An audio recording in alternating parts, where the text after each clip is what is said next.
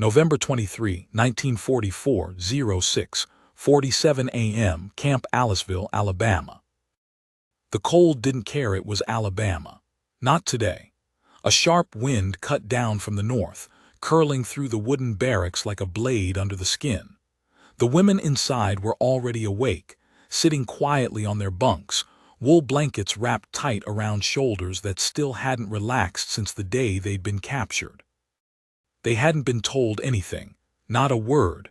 That was the first sign something was wrong. Normally by this hour the guards would bark their routines. Shovels, laundry, canning, field work, assignments passed like orders from a machine. But this morning the barracks door remained closed, and the loudspeaker that normally crackled with English orders sat dead silent. Just the wind and the smell. The women looked at each other. That was the second sign something was wrong. The scent drifted in as if carried by ghosts, warm, rich, foreign. There was fat in the air, seasoned, cooked. It didn't smell like the watery porridge they were used to. It smelled sweet, no savory, burnt sugar and pepper. Some thought it was a trick, a cruel one. Others believed it was some sort of American intimidation tactic. Let them smell what they'll never have. Then the door creaked open. Private Henderson stood in the frame, his usual rifle notably missing. Instead, he wore clean fatigues. He looked them over, not with suspicion, not with anger, but with a strange kind of calm, as if he were a teacher asking students to line up.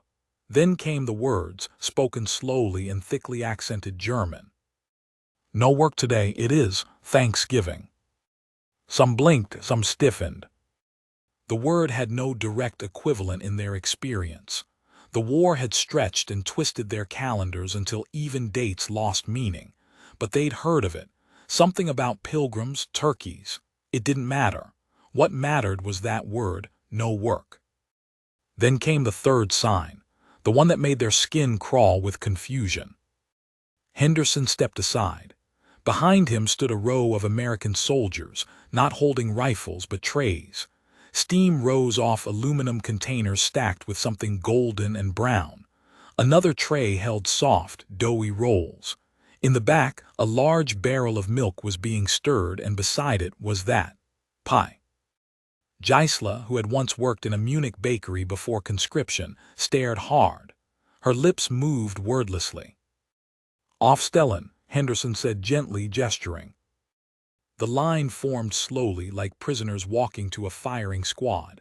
Some looked for signs of mockery, others the trap, a camera perhaps, some American stunt to show how benevolent they were, feeding prisoners on film before sending them back to the dirt. But none came. Only the smell got stronger. One by one they stepped into the chill air.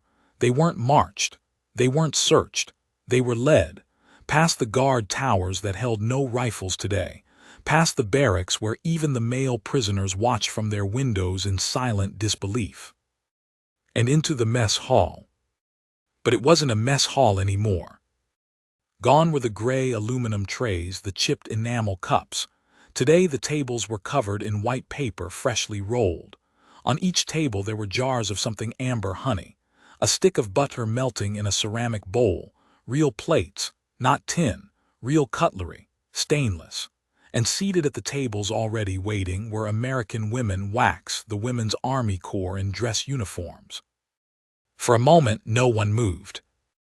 Then one of the WACs stood, a short woman with auburn hair. She held out her hand to one of the German women near the front, Irma, who had been an interpreter before capture. Irma froze. She had translated surrender terms in Naples.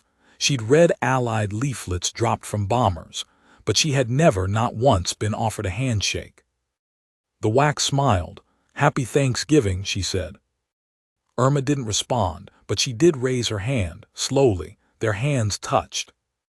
Gisela's knees nearly gave out. What followed wasn't a meal, it was an ambush, a sensory onslaught. The turkeys were whole, golden brown, glistening under heat lamps. Gravy was poured from porcelain pitchers, not ladled from steel drums. Mashed potatoes were whipped smooth, with flecks of pepper and butter pools so bright they looked like gold. cornbread, cranberries, creamed spinach, sweet potatoes with marshmallows.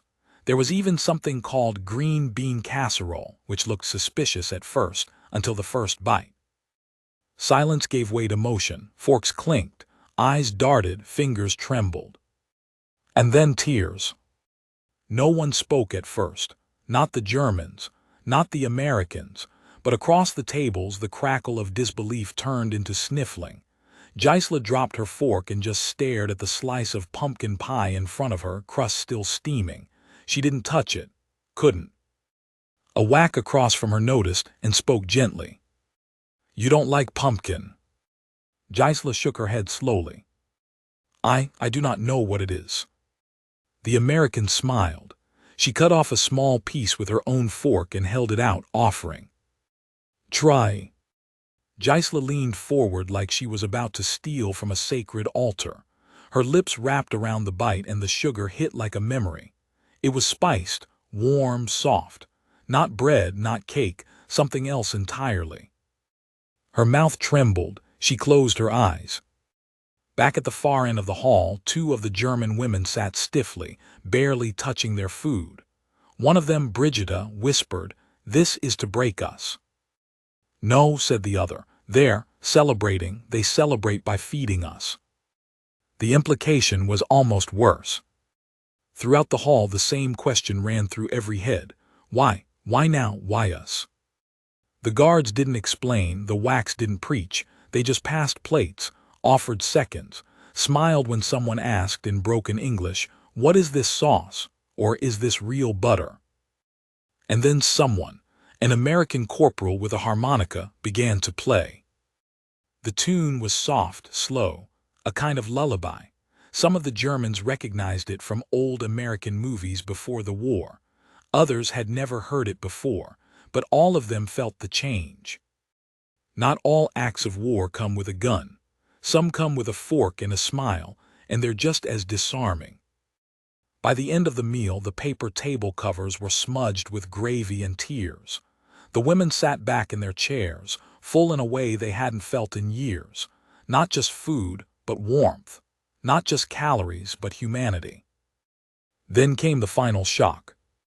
A small speech. One of the senior WAC officers stood.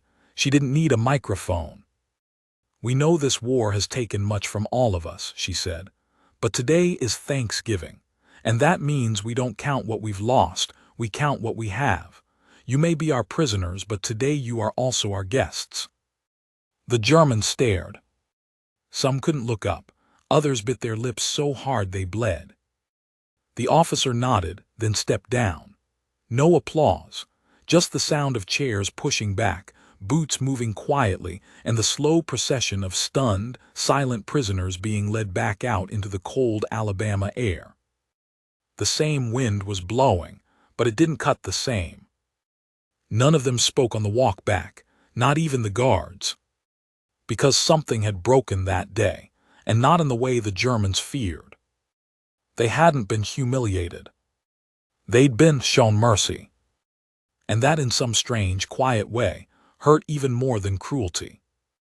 The wooden floors of the barracks groaned as the women returned, not under the weight of boots, but under the heaviness of silence. Gisela stood just inside the doorway, arms crossed, still tasting pumpkin and clove at the back of her throat. Her eyes lingered on the scuffed floorboards as if something might explain what had just happened, some crack in the wood to signal a trap, a message hidden in the grain. None came.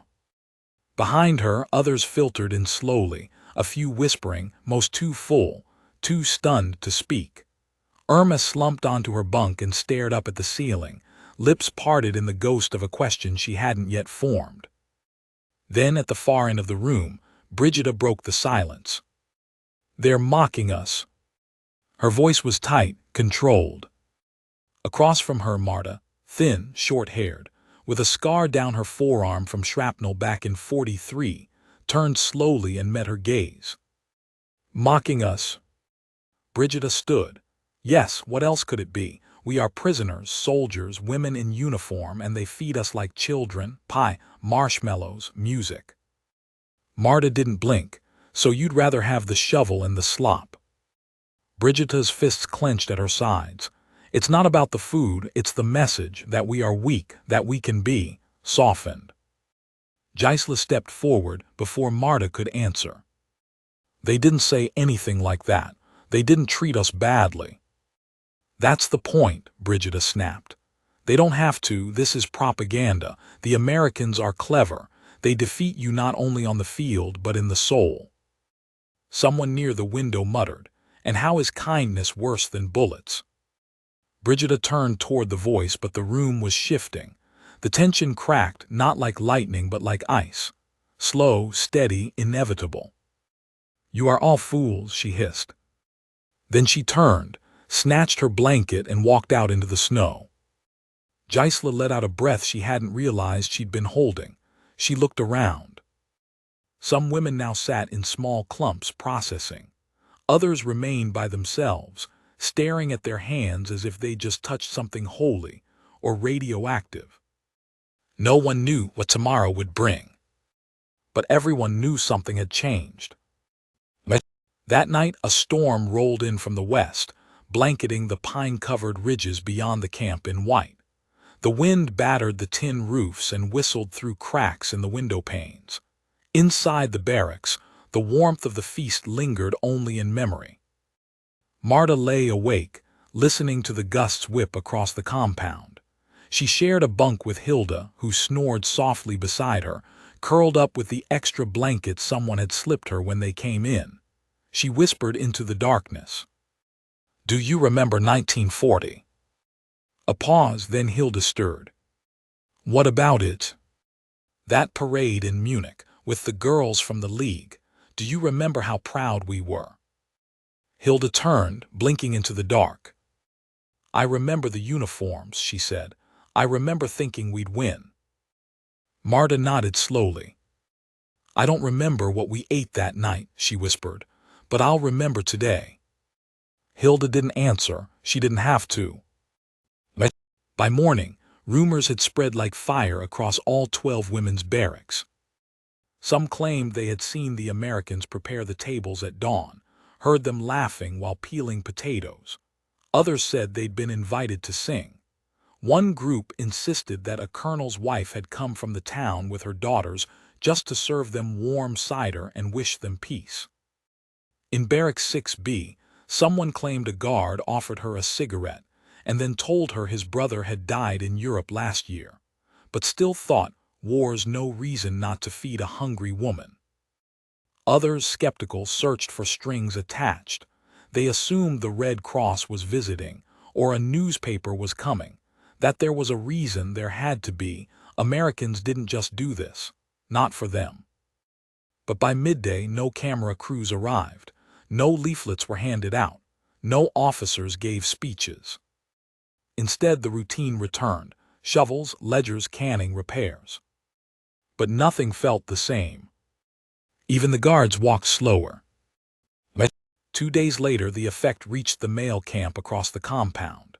Word got out. One of the younger German soldiers, a former Hitler-Jugend boy who'd fought in Tunisia, snuck a note to a female prisoner through the fence during laundry duty. It was a single line, written on the torn edge of a ration card. Did they really feed you pie? Gisela found it on her bunk that night, folded neatly. She didn't write back, but she stared at it for a long time, chewing the inside of her cheek until it bled. 3 nights after the Thanksgiving meal, Commandant Weaver called an unusual assembly.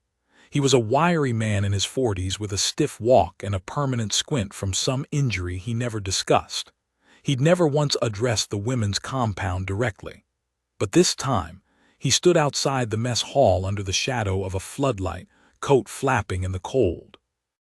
The prisoners were lined up, no rifles pointed at them, just the watchful presence of guards at a distance. Weaver spoke slowly. You are not our enemies. Silence. You are prisoners of war, but you are also women, daughters, some of you mothers, sisters. Gisela stood near the front, her breath visible. Weaver's voice was rough. The war continues. We don't know when it will end, But while you are here, we will treat you with dignity." He paused. "Not because you are women, not because you are German, but because we are Americans." Then he stepped down. No orders, no threats, no applause. Just silence again. And in that silence, the women looked at each other. And something cracked.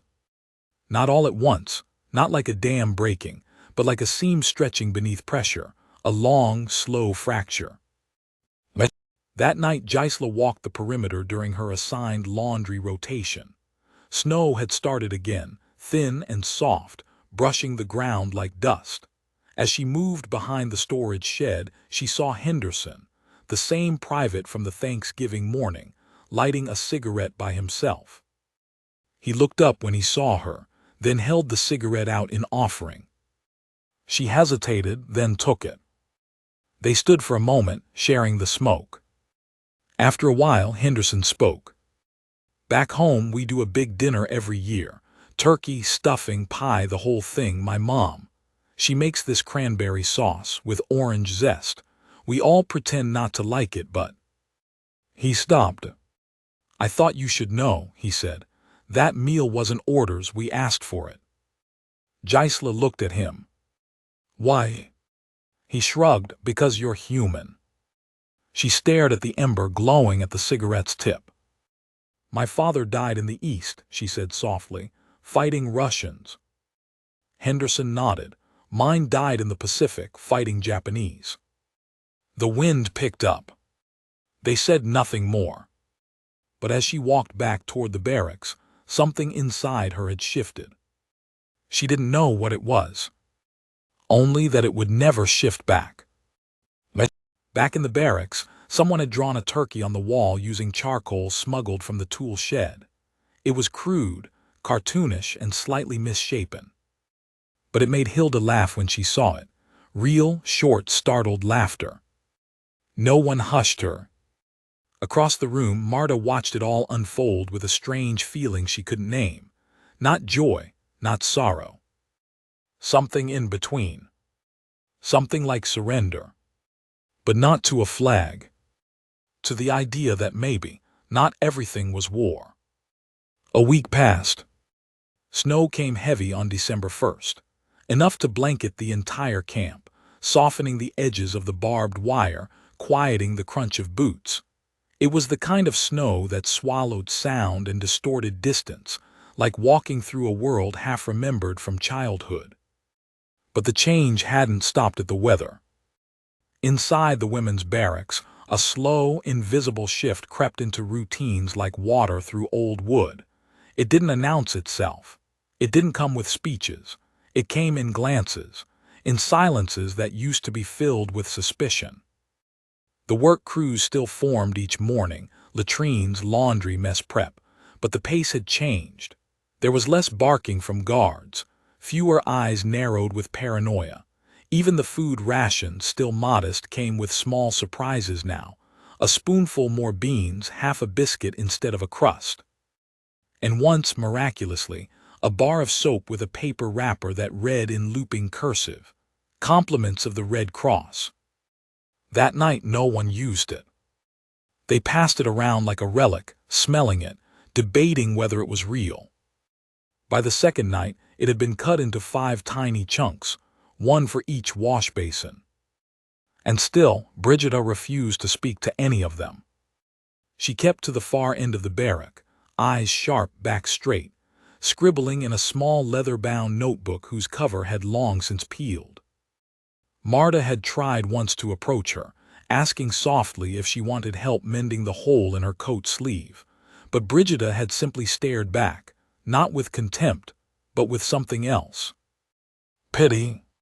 You think kindness is peace," she'd said. And then she'd turned away. 2 days later, the rumor of the letter spread.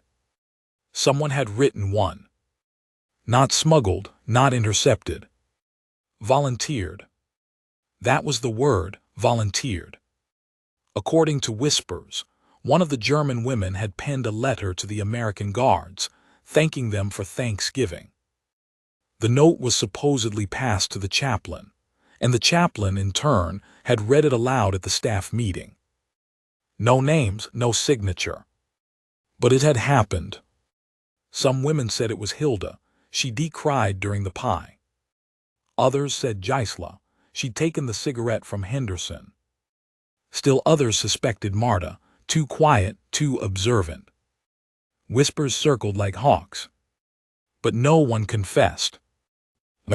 That night in the dark hush of Barrack 4C, Marta opened her locker and pulled out a small, folded slip of paper. Her fingers trembled slightly, not from fear, but from the weight of it. She stared at the lines she had written by candlelight 2 nights earlier, with a pencil stub borrowed from the laundry shed. To those who served us. We do not forget we are prisoners. We do not pretend the war is over.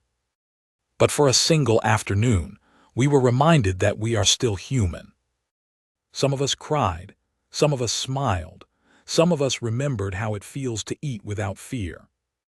And all of us, for a moment, stopped feeling like enemies. Thank you for that. A daughter of Germany.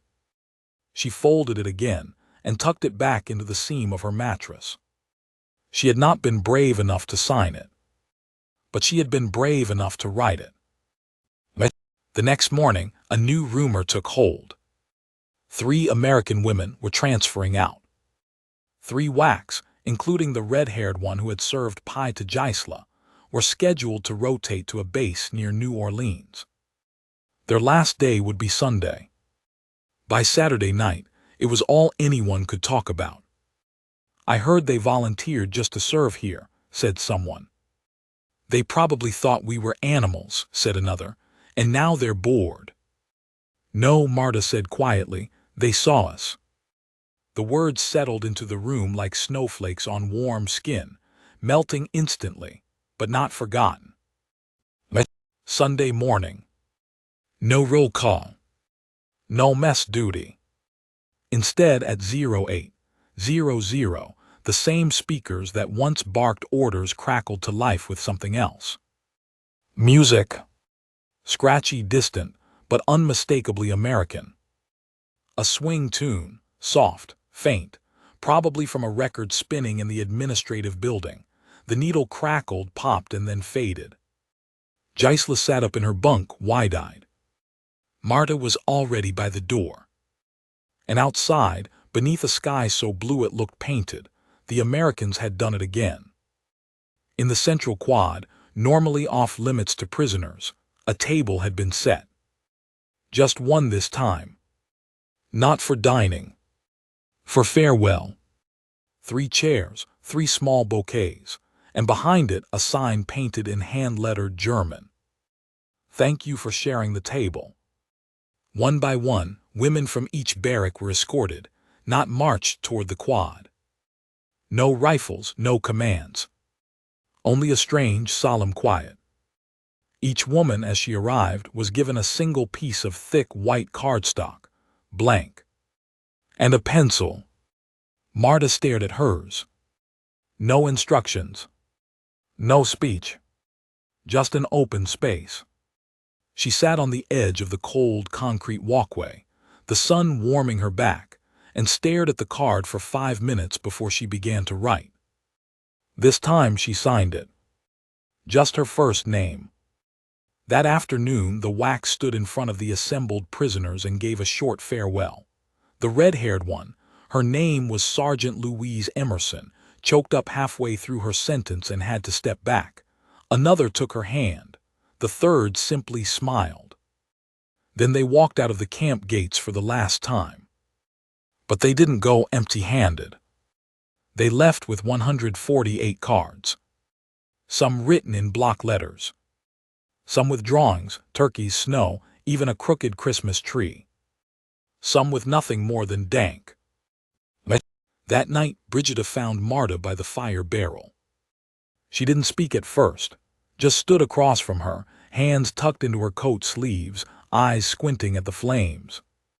You wrote the letter, Brigida said. It wasn't a question. Marta didn't deny it. Brigida nodded slowly. You think they'll remember us? Marta looked at her. Do you? Brigida hesitated, then said, "I want to forget." Marta didn't smile. "That's how you know it mattered." Brigida stared into the flames. "Before the war," she said quietly, "I studied literature in Vienna." Marta raised an eyebrow. "I thought I would teach poetry," Brigida added, "not eat out of tin cans and sleep in wire cages." A beat of silence passed. Then Brigida said, "You were right." Marta turned to her. Brigida didn't explain. She didn't need to. She just walked away, leaving the fire flickering in her place. The next morning, something unprecedented happened. An American soldier knocked on the barrack door and called out a name. Not for punishment. Not for transfer. For a favor. "Irma," he called. "Interpreter needed at the school." Murmurs shot through the barrack. The school. The POWs had heard of it. A new building outside the fence, built with lumber from a nearby town where select prisoners, male and female, were occasionally brought to attend lessons. English, American culture, even civics. So far, no women had been asked. Irma stood. The guard waved her forward. She passed the threshold, breath caught halfway in her chest. He smiled gently. "You're the one who shook hands at Thanksgiving, right?" Irma blinked, then nodded. "Come on," he said, "time to learn something new." That afternoon, as the wind picked up and the clouds rolled low over Camp Aliceville, the women inside Barrack 4C began planning something. They didn't say what it was. They didn't tell the guards. But one woman pulled out her sewing kit. Another began sketching. Gisela cleaned her boots for the first time in weeks. And Marta quietly opened her mattress seam. She took out the folded letter. Then, for the first time, she didn't hide it again. She walked to the common hall bulletin board, smoothed the paper flat, and pinned it there with a bent nail. No title. No name. Just a piece of truth. The note on the bulletin board stayed up for 3 days before anyone dared mention it aloud. By then, nearly every woman in Camp Aliceville's female compound had read it. Some at night, under cover of dim lanterns. Some in the hush of early morning, when the frost still clung to the corners of the windows and the smell of boiled oats clung to the air. Most didn't say a word after reading it. But their steps slowed on the way back from the mess hall. Their conversations lost a bit of their bitterness. And a few quietly, cautiously, began to dream again. Not of home, not of victory, but of dignity. December 17, 1944. Snow was falling again, soft, powdery flakes that dusted the rooftops like powdered sugar. From the southern edge of the camp, the guards had set up a long stretch of pine garland between 2 fence posts. It wasn't much, just a few sprigs nailed into scrap wood, but someone had gone to the trouble of stringing red and green fabric strips through it. A message had been pinned beneath it, in crude but legible German. No work on Christmas Eve or Christmas Day. A short performance will be held. Volunteers welcome. At first, the women stared at it like it was bait. Brigida rolled her eyes and turned away without a word.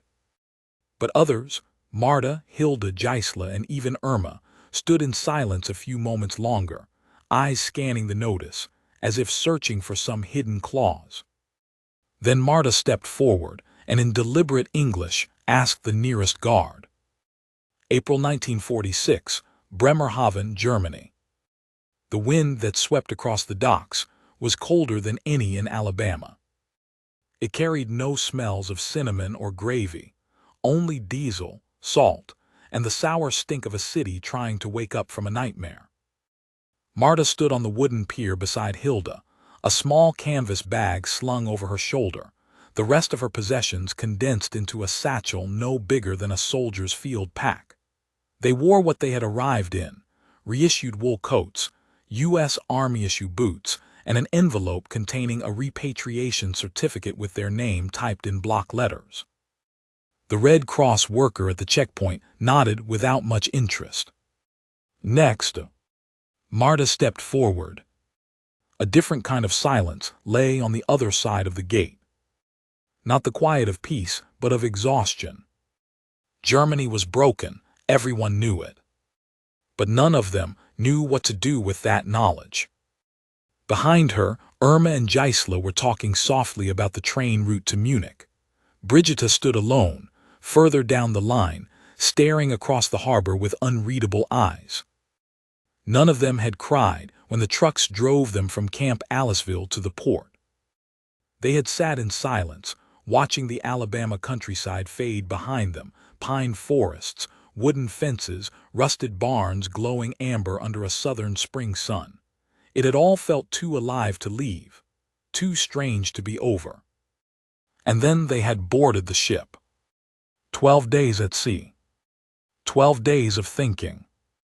12 days of not knowing what they were returning to. Back in Aliceville, after the war officially ended, the women had been allowed to gather one last time before disbandment. They met in Barrack 4C. No guards. No schedules. Just time. Someone passed around the old pencil that had been left in Marta's Christmas bag, the one no one dared use. Now, one by one, each woman signed their name on a scrap of white cloth. When it was full, they stitched it onto a piece of canvas. It wasn't a flag, not a symbol, just a record. A proof that they had been. Brigitte added the final stitch, a single line of thread that circled the edges and pulled it together. No one gave it a name. No one took it with them. They pinned it inside the old mess hall, behind the door. Let it hang. Let it wait. Now, standing on the docks of Bremerhaven, Marta wondered if it was still there. If the Americans had torn it down. Or left it. She didn't know which possibility hurt more. She found work in Stuttgart by summer, translating English documents for the American military government. It wasn't glamorous. It wasn't even consistent, but it kept her fed and out of the rubble. Some of the men looked at her with suspicion when they saw the American patch on her document bag. Others didn't look at her at all. But she kept going. Because she remembered. Because she couldn't forget. She wrote letters. One to Irma, who found a teaching job in a village outside Frankfurt. Another to Hilda, who eventually married a British field medic and moved to Kent. And after much hesitation, one to Brigitte. It came back unopened. She tried again 6 months later. This time a reply came, not a letter, just a photograph. It showed Brigitte standing in front of a chalkboard, a group of schoolchildren seated cross-legged in front of her. She was smiling. Nothing was written on the back. But that smile said more than pages ever could. Marta didn't return to Alabama. But in 1952, she received a letter postmarked from Aliceville. Inside was a short note. You don't know me. My name is Clara. My mother served you pie on Thanksgiving in 1944. She told me about you. She said you made her believe peace was possible. I found this in an old desk at the camp and thought you should have it. Tucked inside the envelope was a faded photograph. The stage. The nativity play. A German woman dressed as Mary, holding a sack-wrapped bundle. Behind her, Marta, hand raised mid-line. In the foreground, American soldiers standing in the snow, faces turned toward the stage. On the back, written in unfamiliar script. Peace even here. Marta cried for the first time in years. Not because of pain. Not because of regret. But because someone, far away, still remembered. November 23, 1964, Munich, Germany. The bakery on Kapuzinerstrasse opened at 6:00 a.m. sharp. Inside, the smell of clove, nutmeg, and rising dough danced through the air. A small sign on the counter read, "Today only, pumpkin pie." Beneath it, in smaller handwriting, "In honor of a meal we never forgot." A young American couple entered the shop, blinking against the morning chill. They had just arrived from Oklahoma, stationed at the U.S. consulate. The wife picked up the slice of pie and tilted her head. "Pumpkin in Germany." The woman behind the counter smiled. She was old, but her posture was still straight, her apron crisp. "It is an American tradition," Marta said. The husband laughed. "That's so Thanksgiving." "Yes," she said quietly, placing the slice in a small box. "Thanksgiving." He handed her a bill, and as she passed the change back, he paused. "You speak English very well." Marta nodded. "I learned it a long time ago." That night after closing, she sat in the back room of the shop, sipping tea, a small charcoal sketch framed on the wall beside her. It showed a woman standing before a wooden table, reaching out across it to shake hands with another. Two uniforms, two nations, two people. Above it, a phrase hand-lettered in German. "Kein Krieg hält ewig." No war lasts forever. In the drawer beneath her tea kettle, Marta kept a folded cloth. Old, faded. The edges still held by a single line of hand-stitched thread. She unfolded it once every year, on the last Thursday of every November. Not for the food, not for the country, not even for the memory of the guards or the snow or the songs, but for the moment when, in the middle of war, someone chose mercy over might. And when a group of prisoners, long forgotten by history, were reminded, not by a treaty or a speech, but by a hot meal and a kind smile, that they were still human.